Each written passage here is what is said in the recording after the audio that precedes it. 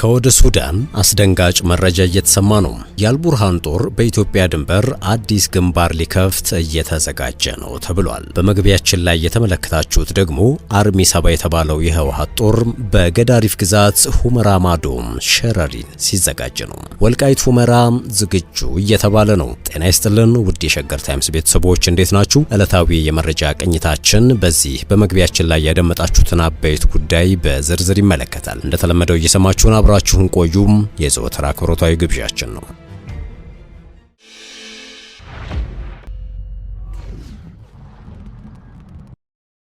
ከወደ ሱዳን አስደንጋጭ መረጃ እየተሰማ ነው። የአልቡርሃን ጦር በኢትዮጵያ ድንበር አዲስ ግንባር ሊከፍት እየተዘጋጀ ነው ተብሏል። ለመሆኑ የዚህ ዝግጅት ወይንም ትንኮሳ መነሻ ምክንያት ምንድነው? እንደሚከተለው በወፍ በረር እንመልከተው።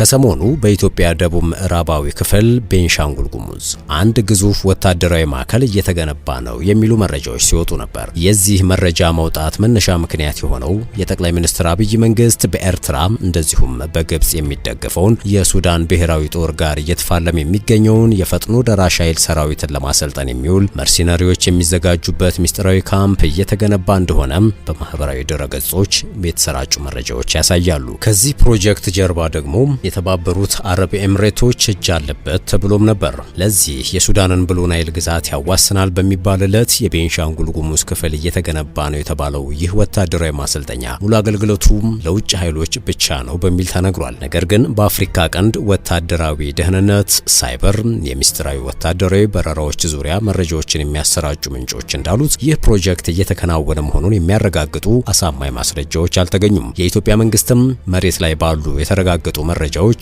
በሱዳኑ የእርስ በርስ ጦርነት አንዱን ደግፎ አልቆመም። ኬንያ ጭምር የጄኔራል ዳጋሎን ትይዩ መንግስት ምስረታ አስተናግዳለች በሚል ስትወነጀል፣ ኢትዮጵያ ግን የትኛውንም ወገን ደግፋ አልቆመችም። በዚህ ሳያበቃ ይህ ወታደራዊ ካምፕ በኢትዮጵያ ምድር ከተገነባ ከሱዳን ጦር ጀርባ ላሉት ግብጽና ሱዳን ግዙፍ ችግር ሆኖ ብቅ እንደሚል ጥርጥር የለውም በማለት በአፍሪካ ቀንድ አፍላ የውጥረት መነሻ ሊሆን ይችላል ሲሉ ይጽፋሉ።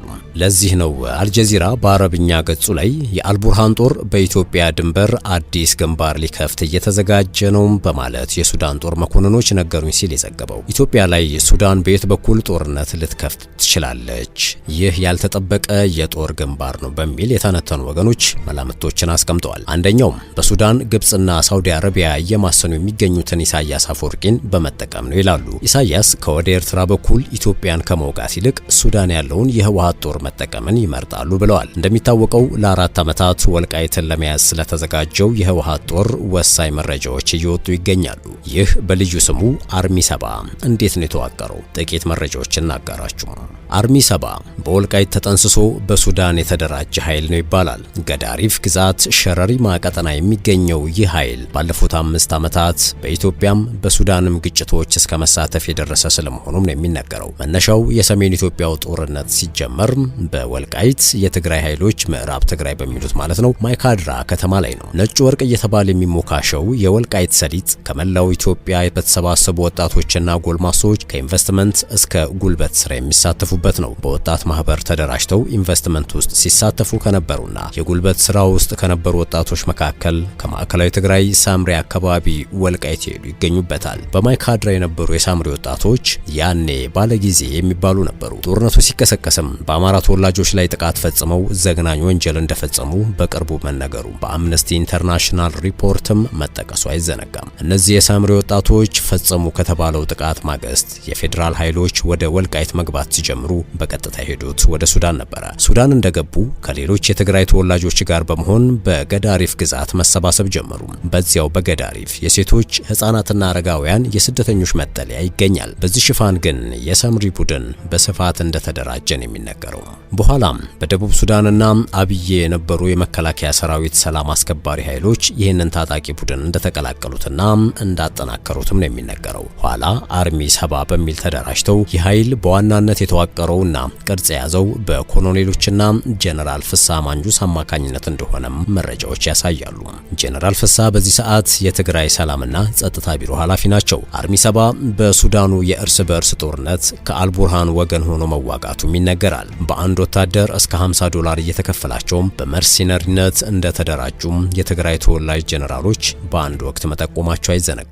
የሱዳን ጦር ካርቱምን ከፈጥኖ ደራሽ ኃይሉ ነጻ ሲያወጣም አርሚ 7 መሳተፉን የሚያሳዩ ምስሎች አሉ። ጀነራል ሄሜቲም ተማረኩ ያሏቸውን ታጣቂዎች በቪዲዮ አሳይተዋል። አሁን የሚወጡ መረጃዎች እንደሚያሳዩት የትግራይ ኃይሎች ካሏቸው 15 አርሚዎች መካከል አንዱ በሱዳን የሚገኘው አርሚ 7 ነው። በሱዳን ለዓመታት ሲዘጋጅ የቆየው ታጣቂ ቡድን ከፊል ኮማንዶ ከፊል ሜካናይዝድ ሆኖ መደራጀቱንም የራሳቸው ሰዎች እየተናገሩ ነው። አርሚ 7 የሚባለው የህወሓት ጦር በአልቡርሃን ኃይሎች የወንድ በር የተሰጠው ራሱን በከባድ መሳሪያዎች እንዲያጠናክር የሎጂስቲክ ድጋፍ የሚደረግለትም ነው። ይህ በተሰማበት በዚህ ወቅት ነው የአልቡርሃን ጦር በኢትዮጵያ ድንበር አዲስ ግንባር ሊከፍት እየተዘጋጀ ነው ሲል አልጀዚራ በአረብኛ ገጹ ያስነበበው። የዚህ መነሻው በቤንሻንጉል ጉሙዝ እየተገነባ ነው በሚል በስፋት የተሰራጨና ምንም አይነት ማረጋገጫ ያልተገኘለት ወታደራዊ ማሰልጠኛ ነው። የሱዳን ጦር ምንጮች ለአልጀዚራ እንደተናገሩት ከሆነ በጎረቤታችን ኢትዮጵያ አዲስ የጦር ግንባር ለመክፈት እየተዘጋጀ ነው። የኢትዮጵያ መንግስት የብሉ ናይል ግዛትን ለማጥቃት እየተዘጋጀ ያለውን የሱዳን ፈጥኖ ደራሽና የውጭ መርሲናሪዎችን ለማሰልጠን የሚውለውን ወታደራዊ ካምፕ ግንባታ ካላቆመ በውሳኔያችን እንጸናለን ማለታቸውን ዘግቧል። አልጀዚራ የኳታር ሚዲያ መሆኑ እሙን ነው። ኳታር ደግሞ በሱዳን ጦርነትና በቀይ ባህር ጂኦፖለቲካ አሰላለፏ ከሳውዲ አረቢያ የአልቡርሃኗ ሱዳንና ግብጽ ጋር ነው። ይህ ማለት የተባበሩት አረብ ኤምሬትስ ወዳጅ ነው ከሚባለው የኢትዮጵያ መንግስት ተቃራኒ የቆሙ መረጃዎችን እንደሚያሰራጭ ማረጋገጫ ነው። እናም አልጀዚራ ለዚህ ዘገባ መረጃ የሰጡኝ የሱዳን ጦር ምንጮች ሰሚ አይጠቀስ እንዳሉት ዘግቧል። እነዚህ ምንጮች 4 ኪሎ ከፈጥኖ ደራሽ ኃይሉ ጋር በፈጠረው ጥምረት ቀጠናዊ ኃይሎች ይደግፏቸዋል። ለዚህ ደግሞ የሎጂስቲክስ ኮሪደር እንዲመቻች፣ ወታደራዊ ማሰልጠኛዎች እንዲገነቡ፣ እንደዚሁም የአየር በረራ ለማድረግ የሚያስችሉ ዝግጅቶች እየተከናወኑ መሆናቸውን ተመልክተናል ሲል ከሷል። አክሎም የቤንሻንጉል ጉሙዝ ክልል መዲና ከሆነችው አሶሳ ወታደራዊ ተሽከርካሪዎች፣ የጦር መሳሪያዎች፣ የጠለፋ ቁሳቁሶች መጓጓዝ ጀምረዋል ያለ ሲሆን ይህ የታላቁ ህዳሴ ግድብ ከተገነባበት ጉባ ወረዳ ማዶ የሚገኘውን ብሉ ናይል ግዛት ለመቆጣጠር ነው ብሏል። የሱዳን መንግስት ምንጮች ለአልጀዚራ በሰጡት ቃል በኢትዮጵያ መከላከያ ሰራዊት፣ በሱዳን ፈጥኖ ደራሽ ኃይሎችና በብሉ ናይል ግዛት የሚንቀሳቀሰው የሱዳን ነጻ አውጪ እንቅስቃሴ ወይም SPLM-N ክንፍ የሆነው የሱዳን ነጻ አውጪ ጦር SPLA-N መካከል የደህንነትና ጸጥታ ትብብር አለ ሲሉ ማክለዋል። የሱዳን ነጻ አውጪ ጦር በዮሴፍ ቱካ አማካኝነት የሚመራ ሲሆን ድብቅ በሚባሉ ቦታዎች የሚንቀሳቀስ ሱዳንን ከኢትዮጵያ ጋር በሚያዋስነው የላይኛው ናይል ግዛት እንዲሁም በደቡብ ግዛት ጫፍ የተሰማራ ሚሊሻ ነው። በአልቡርሃን ለሚመራው የሱዳን ብሔራዊ ጦር ቅርብ የሆኑ ጋዜጦች ዘገቡት እንደተባለው ከሆነም ይህ ማረጋገጫ ያልተገኘለትን የቤንሻንጉል ጉሙዝ ወታደራዊ ማሰልጠኛን የተመለከተ ሀተታዎችን እያሰራጩ ነው። ለአብነት ያክል የሱዳንን ፈጥኖ ደራሽ ለማሰልጠን ይውላል የተባለው ካምፕ እስከ 10,000 ተዋጊዎችን የማስተናገድ አቅም አለው ሲሉ የዘገቡ ሲሆን ይህም ማንቂና አልአህማር አካባቢዎች ላይ ያተኮረ ነው ብለዋል። ይህ ወታደራዊ ማሰልጠኛ ካምፕ አልጀዚራ በስም የጠቀሳቸው የኢትዮጵያ ከፍተኛ ጄኔራል በበላይነት ይመሩታል ያሉ ሲሆን በጄኔራል ሄሜት የሚመራውን የሱዳንን ፈጥኖ ደራሽ የሚደግፉ የውጭ ኃይሎችም በትብብር ይቆጣጠሩታል ባይ ናቸው። በዚህ ማሰልጠኛ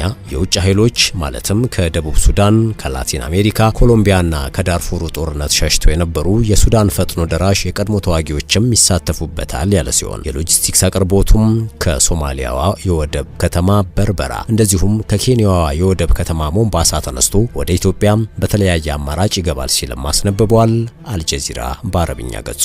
ዘገባው ሲቀጥል በዮሴፍ ቱካ የሚታዘዘው የሱዳን ነጻ አውጪ ጦር ከኢትዮጵያ ድንበር አቅራቢያ የሚገኘውንና የሱዳን ከተማ የሆነችውን ያበስ አቅራቢያ ያለውን ዋና ካምፕ መቆጣጠሩን የጠቆመ ሲሆን ከሰሞኑ ንጹሃን ላይ ኢላማ አድርጓል የተባለው እንደዚሁም ዳማዚን ከተማ አቅራቢያ የተፈጸመ የድሮን ጥቃትን በአብነት ጠቅሷል። ዳማዚን ከኢትዮጵያዋ ኩርሙክ ከተማ በቅርብ ርቀት ላይ እንደምትገኝ ይገልጻል ዘገባው። የጦር መሳሪያ ቁሳቁሶች፣ የሎጂስቲክስ አቅርቦት እንዲሁም ወታደራዊ ቁሳቁሶችን ለሱዳን ፈጥኖ ደራሽ ኃይሎችና የሱዳን ነጻ አውጪ ጦር ከመድረሳቸው አስቀድሞ በቤንሻንጉል ጉሙዝ ክልል ሻርቆሌና አሁፋንዶ ከተሞች በኩል አልፎ ከኢትዮጵያ ድንበር 30 ኪሎ ሜትር ርቀት ላይ ወደምትገኘው የሱዳን ያቡስ ከተማ ይደርሳል ሲሉ የሱዳን ጦር ምንጮች እንደነገሩት ዘግቧል አልጀዚራ። በዚህ አካባቢ በርከት ያሉ ካምፖች እንደተገነቡና የድሮን አቅርቦቶችም በአየር ትራንስፖርት እንደሚጓጓዙ አትቷል። አልጀዚራ የዩኒቨርሲቲ ፕሮፌሰር ናቸው ያላቸውን ኢስማኤል አሊያሚንን አናግሬያለሁኝ ያለ ሲሆን ኢስማኤል ለሱዳን ፈጥኖ ደራሽ ኃይሎች ድጋፍ የሚሆን ወታደራዊ ማሰልጠኛ ካምፕ በኢትዮጵያ አፈር ላይ ከተገነባ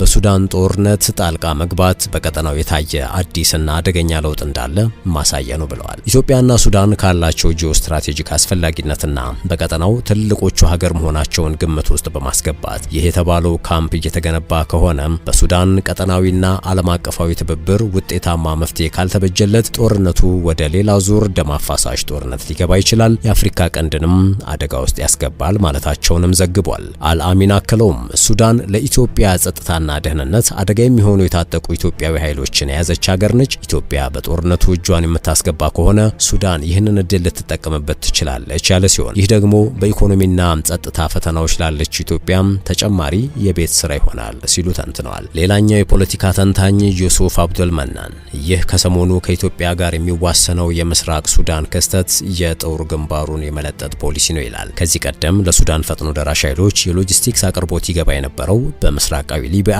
በማዕከላዊ አፍሪካ ሪፐብሊክ፣ ቻድና ደቡብ ሱዳን ነበር። አሁን ደግሞ ከወደ ኢትዮጵያ ሆኗል ሲል መናገሩን ዘገባው ጠቅሷል። ኢትዮጵያ 2 ዓመት ባለፈው የሱዳን ጦርነት አንዳችም ጣልቃ የገባችበት ማስረጃ ባይገኝም አልጀዚራ ግን በ1990ዎቹ መጀመሪያ ደቡብ ሱዳን እንድትገነጠል ኢትዮጵያ ከአሜሪካ፣ ዩጋንዳና ኤርትራ ጋር በመተባበር የጆን ጋራንግን ጦር ደግፈው በአልበሽር ኃይል ላይ መጠነ ሰፊ ጥቃት እንዲከፈት መተባበሯን ከዚያም አልበሽር ወደው ሳይሆን ተገደው የሰላም ስምምነት ከአማጺዎች ጋር መፈራረማቸውን አስታውሷል። ይህ ብቻ አይደለም። የሱዳኑ እርስ በርስ ጦርነት መጀመሪያ ሰሞን የሱዳን ፈጥኖ ደራሽ ኃይል መሪዎችንና የሱዳን ነጻ አውጪ ጦር አመራሮችን በኢጋድ ስብሰባ ጠርቶ እንደነበርም ጽፏል። በወቅቱም ጠቅላይ ሚኒስትር አብይ አህመድ በፈረንጆቹ ሐምሌ 2023 በሱዳን የአመራር ክፍተት ተፈጥሮ እንደነበርና በሱዳን አፍሪካዊ ሰላም አስከባሪ ኃይል እንዲሰማራ እንደዚሁም ከበረራ ነጻ የሆነ ዞን እንዲኖር መወሰን አለበት ሲሉ መናገራቸውንና ይህ ደግሞ ካርቱምን አስቆጥቶ እንደነበር ነው ያስታወሰው። ነገር ግን እስካሁን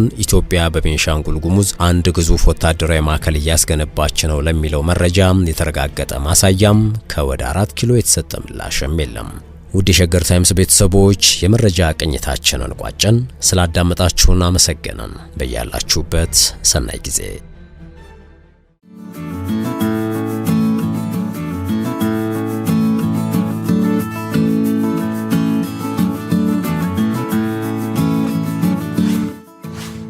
ሸገር ታይምስ ሚዲያን ሰብስክራይብ በማድረግና ደወሉን በመጫን ይከተሉን።